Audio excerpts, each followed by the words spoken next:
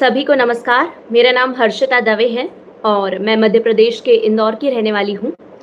मध्य प्रदेश राज्य सेवा परीक्षा 2024 के परिणाम आ चुके हैं और उसमें मेरा चयन डेप्यूटी कलेक्टर के पद के लिए हुआ है। सबसे पहले अगर अपनी जर्नी की बात करूँ, सबसे पहले मैं अपनी जो जर्नी रही है, मेरी जो स्ट्रैटेजी रही है, वो आप सभी को बताना चाहूँगी। उसके बाद आपके जो प्रश्न हैं, वो मैं लूँगी और उसके उत्तर दूँगी। मैंने लगभग 2 साल पहले पीएससी की तैयारी प्रारंभ की थी और 2 साल बाद उसका परिणाम मुझे मिला। पहला 2023 का था, जिसमें प्रीलिम्स क्वालीफाई हो गया था, लेकिन मेंस क्वालीफाई नहीं हो पाया था। स्वाभाविक से कुछ कमियां थी, उन कमियों पर काम किया और 2024 का अपना दूसरा अटेम्प्ट मैंने दिया, जिसमें परिणाम सकारात्मक रहे।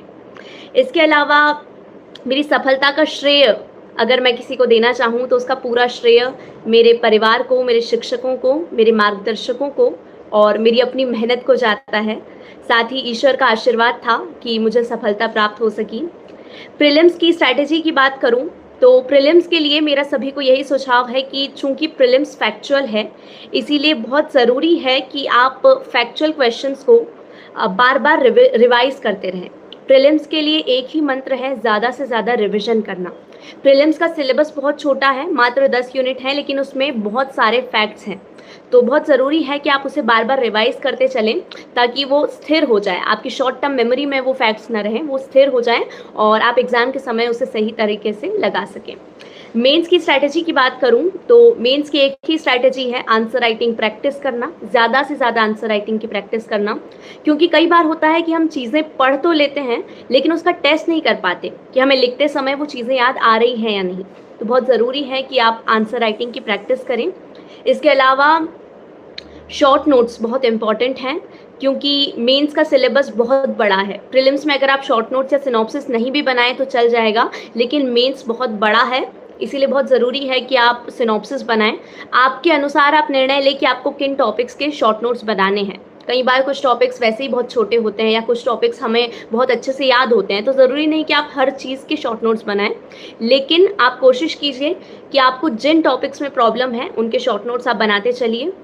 सोर्सेज की अगर बात करूं तो आप सभी के क्वेश्चंस आ रहे हैं, जी मैं देख रही हूं और मैं क्वेश्चन के आंसर बाद में दूंगी।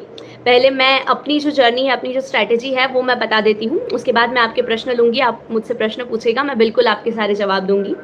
सोर्सेज की अगर बात करूं तो प्रीलिम्स के लिए मेरे सोर्सेज जो मैंने पढ़े हैं वो मैं आप सभी को बताना चाहूँगी। प्रीलिम्स के लिए मैंने परीक्षा धाम की बुक MPGK के लिए पढ़ी है। इसके अलावा ट्राइब्स वाली जो यूनिट है, यूनिट 10, उसके लिए मैंने निर्माण की बुक्स पढ़ी हैं। कंप्यूटर साइंस टेक्नोलॉजी के लिए भी मैंने परीक्षा धाम की ही बुक्स पढ़ी हैं। करंट अफेयर्स के लिए मैं रोज़ न्यूज़पेपर पढ़ती थी, स्पीडी पढ़ती थी। स्पीडी के साथ साथ परीक्षा धाम की बुक मैंने पढ़ी है। जो ट्रेडिशनल सब्जेक्ट्स हैं जैसे हिस्ट्री, पॉलिटिकल साइंस, ज्योग्राफी, इसके लिए मैंने अपनी कोचिंग के क्लास नोट्स, आज़ाद पीत्र एकेडमी के क्लास नोट्स, साथ ही आकार के मेंस के नोट्स पढ़े हैं, ताकि मेरा प्रीलिम्स और मेंस दोनों कवर होता जाए। ये हुई प्रीलिम्स की बात। अब मेंस के सोर्सेज की अगर बात करूं तो मेंस में जो पहला पेपर है उसमें पहले पेपर का पार्ट ए, हिस्ट्री वाला जो पोर्शन है, हिस्ट्री एंड कल्चर, उसके लिए मैंने आकार के नोट्स प्लस मेरी अपनी जो कोचिंग है आज़ाद पीत्री एकेडमी, उसके नोट्स पढ़े हैं। पेपर 1 का पार्ट बी जो है ज्योग्राफी, उसके लिए भी मैंने आकार के नोट्स प्लस मेरी कोचिंग के जो क्लास नोट्स हैं वो पढ़े हैं। पेपर 2 की बात करूं तो पॉलिटिकल साइंस के लिए भी मैंने अपनी कोचिंग के क्लास नोट्स के साथ साथ आकार के नोट्स को पढ़ा है। इसके अलावा पेपर 2 का पार्ट बी सोशियोलॉजी मैंने आकार के नोट्स से किया है। पेपर 3 पार्ट ए मैंने महेंद्र पाटीदार सर के नोट्स के साथ आकार MP इकोनॉमिक्स के लिए आकार के नोट्स पढ़े हैं। इसके अलावा पेपर 3 का part B science technology, AYUSH, Ayurveda, health, पर्यावरण, इसके लिए मैंने अपनी कोचिंग के क्लास नोट्स पढ़े हैं। इसके अलावा पेपर 4 एथिक्स मैंने आकार से किया है, उसमें केस स्टडी भी मैंने आकार से ही किया है। पेपर 4 का पार्ट बी ईशिप, उद्यमिता, उसके लिए मैंने सिविल जॉब्स के नोट्स पढ़े हैं। पेपर 5 के लिए मैंने अपनी कोचिंग के महेंद्र पाटीदार सर के नोट्स और कुछ टॉपिक्स के लिए उत्कर्ष के नोट्स पढ़े हैं। पेपर 6 निबंध मैंने खुद से प्रिपेयर किया है। आप चाहें तो मार्केट में कई सारी कोचिंग्स की बुक अवेलेबल है निबंध के लिए, आप ले सकते हैं, सारे पब्लिकेशंस अवेलेबल हैं निबंध के लिए। साथ ही निबंध की तैयारी के लिए मेरा सुझाव यही है, पेपर 5 और 6 बहुत इंपॉर्टेंट है। हम सोचते हैं कि 4 पेपर के बाद अब कुछ बचा ही नहीं है, पेपर खत्म हो गया है, लेकिन बहुत ज़रूरी है कि आप पेपर 5 और 6 को भी इसी तरह से कंप्लीट करें। ऐसे की स्ट्रेटेजी आपने मुझसे पूछी है, तो मैं अब आप सभी के क्वेश्चंस भी लेती जाती हूँ, तो साथ-साथ क्वेश्चंस भी होते जाएँगे और मेरी भी स्ट्रेटेजी आपको बताती जाऊँगी। ऐसे के लिए आप ये कीजिए कि हमारे जो 4 पेपर हैं, बहुत बड़े होते हैं, तो हम अलग से ऐसे के लिए टाइम नहीं निकाल पाते हैं। तो उसके लिए आप कोशिश कीजिए कि अगर आपके पास ज़्यादा समय हो तो हर संडे एक निबंध आप लिखिए। ज़्यादा टॉपिक्स नहीं है, 47 से 49 समथिंग कुछ टॉपिक्स हैं। आप एक निबंध हर संडे लिखिए। टाइम कम है तो 2 से 3 निबंध हफ्ते में लिखिए। निबंध लिखने के साथ-साथ एक चीज़ ध्यान रखिए कि हर व्यक्ति अगर सेम प्रकार का कंटेंट लिखेगा तो आपके ऐसे में अलग क्या है? वो अलग आपकी मौलिकता होगी और वो तभी आएगी जब आप अभ्यास करेंगे। इसके लिए मैं यही कहूँगी कि ऐसे कि जब आप शुरुआत करें तो कुछ पंक्तियों से करें, किसी कहानी से करें, किसी प्रसंग से करें, किसी महापुरुष के विचार से करें, अपने किसी जीवन के अनुभव से करें। तो वो आपके ऐसे को दूसरों से कुछ अलग बनाएगा। ऐसे का अंत भी बहुत ज़्यादा क्रिएटिव होना चाहिए, रचनात्मक होना चाहिए। ऐसे में फ्लो इस प्रकार का हो कि वो कहीं से रटा-रटाया ना लगे, वो ऐसा लगे कि आपने खुद लिखा है, आपकी मौलिकता उसमें कुछ है। पंक्तियों के लिए मैं यही कहूँगी कि अगर आपको किसी नोट्स में पंक्तियाँ मिल जाती हैं हर टॉपिक से रिलेटेड तो आप वो कर सकते हैं। इसके अलावा आप चाहें तो चैट जीपीटी का बहुत अच्छा इस्तेमाल निबंध के पेपर में कर सकते हैं। आप ये कीजिए कि निबंध के पेपर के लिए जितने भी टॉपिक्स हैं वो चैट जीपीटी पर डालिए और बोलिए कि मुझे इस पर एक पंक्ति बना कर दो। हर टॉपिक पर वो आपको एक अच्छी पंक्ति बनाकर दे देगा, लेकिन एआई का इस्तेमाल आपको अपनी समझ के साथ करना है। वो जो बताया उसको एज इट इज़ आँख मूंद कर फॉलो नहीं करना है, आप अपनी उसमें कुछ रचनात्मकता और मौलिकता डालिए। मैं चूँकि खुद से पंक्तियाँ बना लेती थी ऐसे लिखते समय, तो मुझे ज़रूरत नहीं पड़ी एआई की, लेकिन अगर आपको चैट जीपीटी की ज़रूरत हो तो आप बिल्कुल उससे हर टॉपिक पर कुछ पंक्तियाँ याद कर लीजिए। एक देश पर याद कर ली, एक शिक्षा पर याद कर ली, इसके अलावा एक संस्कृति पर पंक्तियाँ हैं आपके पास, कुछ कहानियाँ हैं, कुछ महापुरुषों के प्रसंग हैं, उसका इस्तेमाल करते रहिए। श्लोक लिखिए, कई सारे श्लोक हैं नीतियों के ऊपर, उनका आप इस्तेमाल कर सकते हैं। तो ये ऐसे की स्ट्रैटेजी है।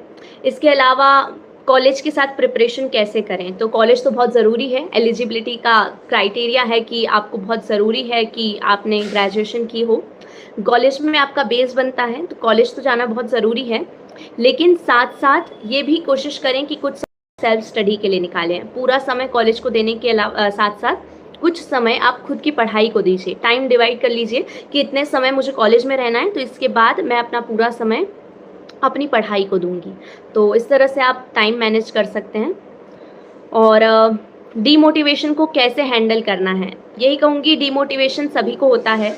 हर व्यक्ति को कभी ना कभी ये लगता है कि नहीं होगा, नहीं होगा, नहीं होगा। जो टॉपर्स होते हैं उन्हें भी नहीं पता होता कि वो टॉप कर जाएँगे।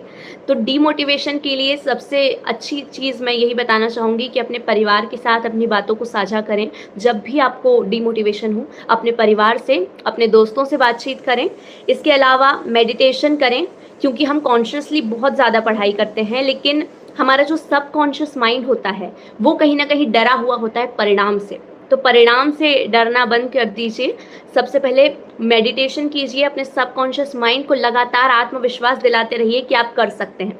लॉ ऑफ अट्रैक्शन के बारे में आपने सुना होगा, हम जो सोचते हैं वो हमारे साथ होता है।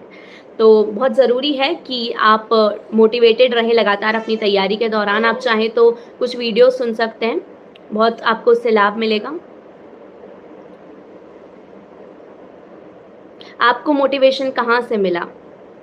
मुझे मोटिवेशन की बात करूँ तो मेरे परिवार से मिला। मेरे पापा मुझे लगातार बहुत मोटिवेट करते रहते थे। मेरा भैया मुझे हमेशा तैयारी के दौरान मोटिवेट करता है, पापा बहुत मोटिवेट करते हैं। तो मुझे अपने परिवार से ही मोटिवेशन मिला। आगे मैं यूपीएससी की तैयारी करूँगी या नहीं, तो मेरा अभी फ़िलहाल ऐसा कोई प्लान नहीं है। फ़िलहाल मैं एमपीपीएससी से ही संतुष्ट हूँ, बाकी भविष्य के ऊपर है। अगर मुझे कभी लगता है कि मैं यूपीएससी की तैयारी कर सकती हूँ तो मैं वो करूँगी। शॉर्ट नोट्स कैसे बनाए जाएँ, एक प्रश्न पूछा गया। शॉर्ट नोट्स के लिए मेरी यही सलाह है कि आप कीवर्ड्स को ध्यान में रखिए। कीवर्ड्स आप बहुत ज़रूरी है कि आप पूरे नोट्स को अगर सिनॉप्सिस में स्थान दे देते हैं तो बुक में और आपके शॉर्ट नोट्स में कोई अंतर नहीं रह जाएगा। पहले एक बार पढ़िए, समझिए, लिखिए, फिर टेस्ट करिए, यही सीक्वेंस होना चाहिए। आप पहले मेंस को एक बार अच्छे से पढ़ लीजिए। मेंस अगर आपने पढ़ लिया है, उसके बाद आप शॉर्ट नोट्स बनाइए। जब आपको समझ हो गई है कंटेंट की, तो अब आप शॉर्ट नोट्स बनाइए। शॉर्ट नोट्स में कीवर्ड्स को स्थान दीजिए, या जितने शॉर्ट में आप उसे लिख सकते हैं। जो कीवर्ड्स हैं, जो फैक्ट्स हैं, जो डेटा है, जिन्हें आप बार बार भूल रहे हैं, उस पर ध्यान दीजिए। तो आपके लिए बहुत ज़्यादा वो लाभदायक होगा। जैसे एग्जाम्पल दूं तो फ्लो चार्ट आप बना सकते हैं, आप टेबल बना